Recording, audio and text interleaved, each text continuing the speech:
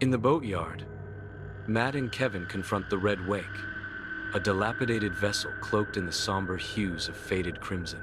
The air hangs heavy with unspoken words, the recent funeral casting a long shadow between the brothers. Matt eyes the decaying boat with clear apprehension. Kevin attempts to project an air of nonchalance. The faded crimson paint of the Red Wake mirrors the fading memories of their grandfather. Sunlight streams into the boatyard office as Matt sits surrounded by clutter, lost in the pages of his grandfather's journal. The aged pages reveal tales of curses, sea devils, and a mysterious hunger beneath, deepening Matt's concern. He pauses, his mind wrestling with the unsettling entries. Kevin's voice cuts through the silence. "That's just the ramblings of an old man, Matt." Matt looks up, the weight of the journal's contents heavy on his shoulders. The sunlight dims slightly as the reality of his grandfather's words settles over him. Under a brooding sky, Matt and Kevin prepare to unleash the Red Wake upon the still, dark waters of Black Hollow Bay. The dock workers watch with silent apprehension, their faces reflecting a deep-seated dread. The boat makes contact with the water. A wrinkled man warns, "If it comes back, don't let it dock. Burn it." The Red Wake sits silently on the bay. The Red Wake cuts through the waters of Black Hollow Bay as Matt and Kevin begin their journey. An eerie fog bank descends rapidly, swallowing the shoreline whole. The air stills, heavy with an unnatural quiet, as the fog thickens around them. Matt squints, struggling to see through the rapidly encroaching fog. The boat presses on, enveloped by the dense, silent fog. A sense of unease settles over Matt and Kevin as the bay disappears behind a wall of white. Far from the coast, a thick fog blankets the open sea, trapping Matt and Kevin in an eerie silence. The boat's engine sputters its last, leaving them adrift in the vast expanse. Kevin kneels down to inspect the engine, his brow furrowed in concern. He checks the fuel gauge, his expression darkening as he finds no cause for the engine's failure. Kevin examines the battery, his worry deepening as he faces the unknown. Adrift and alone, Matt and Kevin are swallowed by the fog. Beneath the relentless glare of the sun, Matt squints, his hand a futile shield against the blinding light. A trail of vibrant red liquid snakes ominously behind the boat, a stark and disturbing contrast to the deep blue sea. Matt nudges Kevin, trying to break through his entranced state.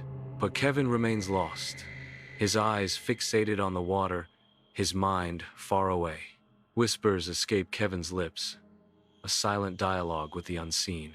He is lost in his own world, oblivious to the strange omen trailing behind them. The Red Wake cuts through the open sea, the sun glinting off the waves. Eerie, metallic bells echo from the ocean depths, vibrating through the ship's core. A sonar beeps, unveiling a colossal shape lurking beneath the vessel. The dread of the unknown grips the ship as an imposing form emerges from the abyss. The dark shape grows larger, dwarfing the ship. The metallic bells toll louder, signaling the awakening of something ancient and vast. Across the open sea, a chorus of whispers rises, interwoven with the plaintive voices of children, creating an eerie auditory tapestry. A spectral plea cuts through the air. "Help us." A chilling echo reveals the agony of unseen victims. It burns. The accusing voices of the children intensify. "He fed us to it." The eerie silence of the cabin is shattered by a series of sharp, wet thuds emanating from beneath the floorboards. Kevin slowly turns, his eyes widening with terror as the sounds intensify. His breath hitches in his throat as the realization dawns upon him. A whisper escapes his lips, barely audible above the growing cacophony. They're awake. The floorboards creak ominously, hinting at the unseen horrors about to emerge. The open sea stretches endlessly as Kevin vanishes, leaving only a trace. Matt's horrified scream pierces the silence. "Kevin!" A horrifying sight.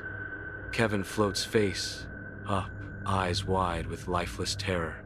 Pale, bloated hands emerge from the depths, reaching for him. The grotesque hands drag Kevin down into the dark abyss. The sea's surface is calm, concealing the horror beneath as Kevin descends into the deep. Inside the cabin of the Red Wake, Matt desperately fiddles with the radio, his face etched with growing panic. His fingers dance over the unresponsive screen of his phone, a futile attempt to connect to the outside world. Thick smoke begins to billow, filling the cramped cabin with an acrid haze that stings the eyes and chokes the breath. The deck of the Red Wake groans ominously, tilting precariously as the ship lists violently to one side. Matt glances about, his eyes darting between the useless devices and the encroaching smoke, desperation mounting with each passing moment. In the dim cabin of the Red Wake, shadows cling to every corner. Dust motes swirl in the sparse light, dancing like spirits in the gloom. A voice breaks the silence, a promise whispered in the shadows. One more, and the debt is paid. The Red Wake holds its breath, waiting for the final reckoning. Matt ventures into the Red Wake's lower deck, his hands trembling with a mix of fear and trepidation. The walls of the lower deck are adorned with haunting carvings and eerie photographs of children, each bearing hollowed-out eyes that seem to pierce the soul. Beneath each chilling portrait, a stark inscription, a name, a date, and the ominous word claimed, hinting at a dark and sinister fate. The air grows heavy, with a sense of dread as Matt realizes the full horror of what he has stumbled upon. In the dim confines of the lower deck, Kevin sits, an unsettling calm about him. A slow, deliberate turn of his head signals a chilling revelation for Matt. Kevin's voice cuts through the silence. He made a pact. Your grandfather. He fed the sea to keep the boat afloat. Kevin reveals the horrifying truth. Every 7 years it needs blood. He gave it children. Now it's your turn. The weight of Kevin's words hangs heavy, casting a dark shadow over Matt. In the lower deck of the Red Wake, Kevin's head recoils violently, his expression contorted in agony. His mouth stretches beyond human limits, a grotesque display of black, needle-like teeth revealed in the dim light. The sight is horrific, a transformation that defies nature itself. The transformation is complete. Kevin is no more. An ominous pulse courses through the floor beneath Matt's feet, signaling impending horror. The aged wood splinters violently, cracks spiderwebbing across the surface as the ship groans.